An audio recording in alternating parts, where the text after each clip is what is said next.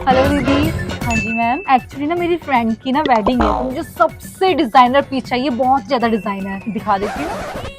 ये देखो दीदी, डिजाइनर पीस, ये केप के साथ आता है। दीदी सब कुछ तो ठीक है इस पीस का, बट ये जैकेट सी ना मुझे थोड़ी अजीब सी लग रही है, ये नहीं चलेगी। ठीक है, फिर मैं कुछ और ही दिखा देती हूँ।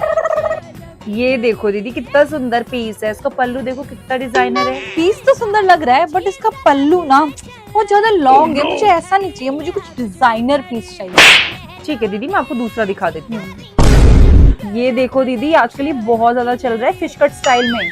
दीदी सब कुछ तो अच्छा है इस पीस का, बस यहाँ से ना ये बहुत ज्यादा फिटेड है, नहीं ऐसा फिटेड नहीं चाहिए मुझे। तो आपके माइंड में जो है, मुझे आप वो दिखा दो फोटो। हाँ मैं आपको फोटो दिखाती हूँ ना, ये वाला पीस देखो दीदी, ऐसे पीस चाहिए मुझे, फुल ऑन डिजाइनर, ऐसे पीस ढूंढ रही थी मैं। दीदी इतने ज्यादा डिजाइनर तो हमारे पास नहीं मिलने वाले, आप रहने दो। ओहो, पहले बोलती ना, फालतू मेरा टाइम वेस्ट।